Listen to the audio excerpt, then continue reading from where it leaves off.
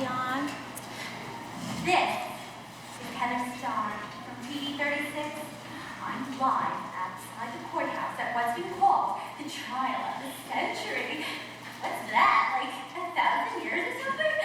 Anyways, superstar basketball player Trey Bolton has been accused of the most scandalous crime, breaking in Marble Heights, Washington High. Why would you do such a thing? It's confusifying. Really? Let's see if we can get an interview as people enter the courthouse. Excuse me? Aren't you Trey's parents? Yes, I'm Trey's father, Michael Bolton. I just love your music. So tell me, how are you holding up under the pressure? What do you think? As good as could be expected. Oh my gosh! It's Ashton Kutcher! Am I being hot? Look who's coming in now. Assistant Principal Crabtree. Any words of wisdom for our TV viewers? How do I look? Is my makeup okay? You look lovely. Thank you. So what do you think? Innocent or guilty? Only time will tell. And Newsweek. And People. And the Westfield leader.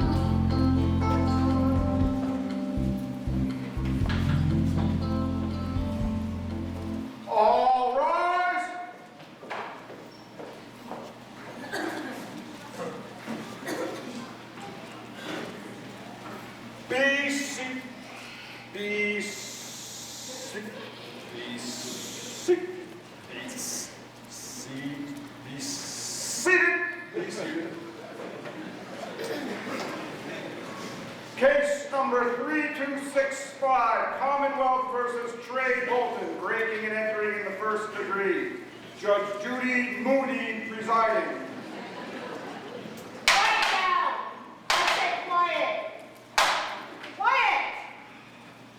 Anybody who disrupts this courtroom will be removed, possibly to a jail cell. So don't test me. Ms. Magazine, Mr. Coffee. Has a jury been selected? Yes, ma'am. Yes, ma'am. Have the foreman bring in the jury.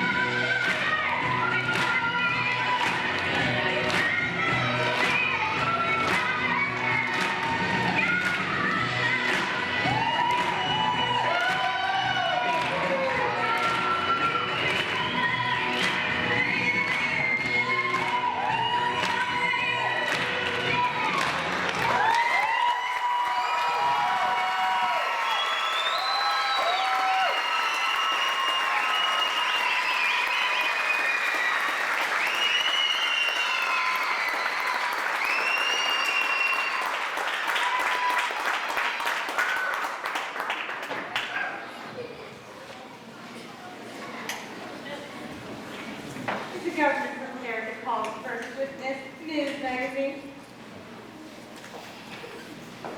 Yes, ma'am. The facts of the case are these. At midnight on October 6th, the defendant, Trey Bolton, went onto the grounds of Washington High School. He did so with the express intent of breaking and entering. He did, in fact, illegally enter the premises, causing the alarm to discharge. He was discovered by several witnesses whose testimony you will hear today. These are the facts of the case, and they are undisputed. Mr. Coffey. Your Honor, there was no intent on the part of my client to break into the school that night, and any attempt to do that is purely futile because it just ain't true. When Trey entered the school that night, it wasn't because of vengeance or hatred. It wasn't because he was looking for kicks on a Friday night. It's because he did what he had to do. I like that. He did what he had to do. Now, that may not mean much out in the real world, and Your Honor, in this courtroom, it doesn't mean much. But if you're a student at Washington High School, it means something. My client sits before you today in judgment because he did what he had to do. Very nice.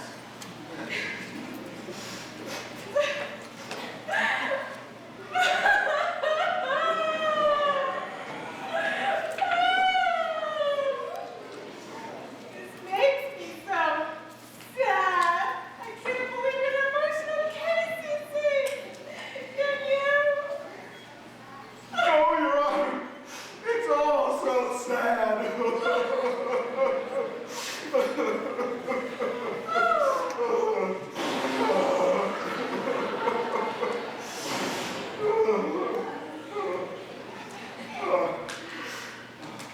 the government ready to call the first witness?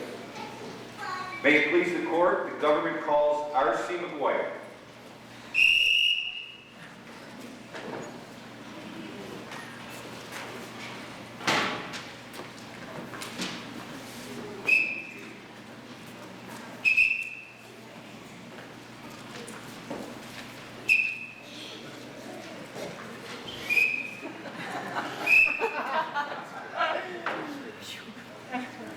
Mr. McGuire, would you please state your full name and occupation for the record, please? Robert C. McGuire, Special Agent, Washington Investigative Department. Mr. McGuire, in layman's terms, please tell the jury what you do. I'm a safety. And can you describe for the court what you observed on the night of October 6th? We were on ordinary patrol around the school about midnight when we heard the alarm discharge. We rushed to the scene of the signal and we found broken glass. Was anyone there? No. But we found these. Do you know who those shoes belong to? Your Honor, we object. The witness is speculating. Officer McGuire is an expert investigator. In this courtroom, his opinion is not considered speculative. Objection overruled. Your Honor, we renew our objection to Safety McGuire's testimony, and we request that it be stricken from the record. The objection is overruled, Counselor. Your Honor, the defense strenuously objects. We request a meeting in chambers. And I object to your objection strenuously. Where did you get that strenuously jazz? From Law and Order. I love that show. Safety McGuire, I'm going to ask you again. Who do those basketball shoes belong to? They belong to Trable. You're a witness.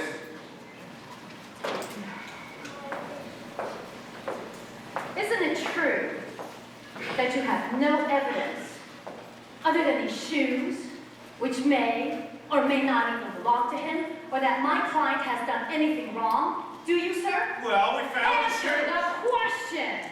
In fact, you don't even know if Trey Bolton was in the high school that night, at that time, do you? Well, no, I don't You don't even know if these sneakers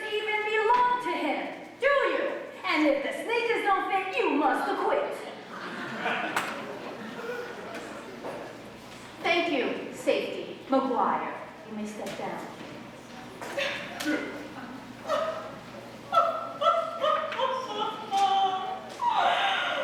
Oh, wow. I didn't see that coming. Me neither. Please record. The government calls its next witness, Mr. Janitor.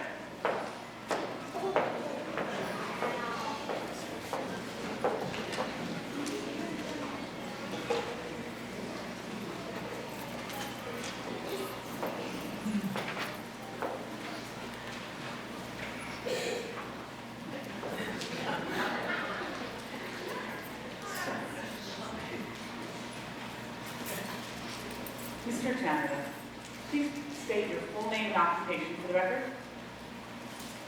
I'm a Mr. John J. Janitor, the sixth, head custodian of a Washington High School. Thank you, Mr. Janitor. You were on school grounds at midnight, October 6th, weren't you? Yes, I was. And you met with the safety following the sounding of the alarm bell, didn't you? Yes, I did. Mr. Janitor, did you see Trey Bolton on the school grounds at midnight that night?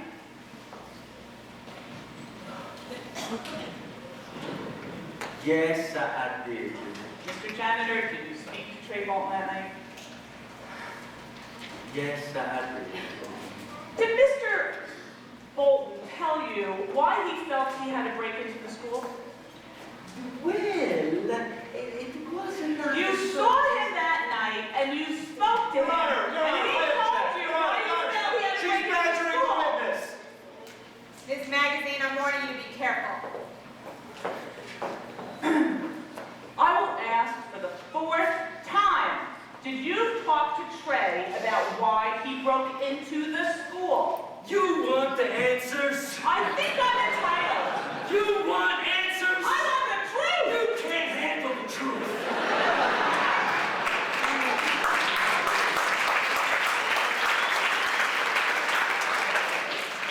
Lady, we live in a world that requires cleanliness, and that cleanliness must be achieved by people with industrial strength cleaners. Who's gonna do it? You? You, Miss Magazine? I have a greater responsibility than you could possibly fathom. You scoff at the janitors, and you curse our smelly chemicals. You have that luxury. You have the luxury of not knowing what I know. That while the cost of our chemicals may seem excessive, it keeps the school clean. And my existence, while grotesque and incomprehensible to you, keeps the school clean. You don't want the truth because deep down in places you don't talk about are parties. You want me on that mop. You need me on that mop. We use words like Clorox, ammonia, squeegees. We use these words as the backbone of life spent cleaning something. You use them as a punchline. I have neither the time nor the inclination to explain myself to a woman that rises and sleeps under the blanket of the very cleanliness I provide and then questions the manner in which I provide it. I would rather you just said thank you and went on your way. Otherwise, I suggest you pick up a broom and start sweeping. Either way, I don't give a darn what you think you are entitled to.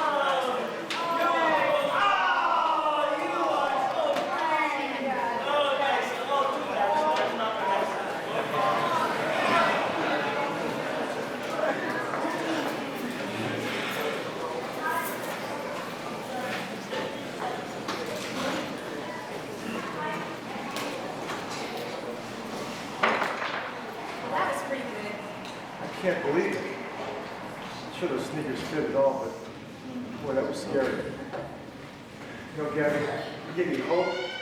You gave me courage to step out and live my dream. You know what? The heck with the status quo. You're right. So watch us dance our dance and sing our song. Because we're spreading our wings together as one.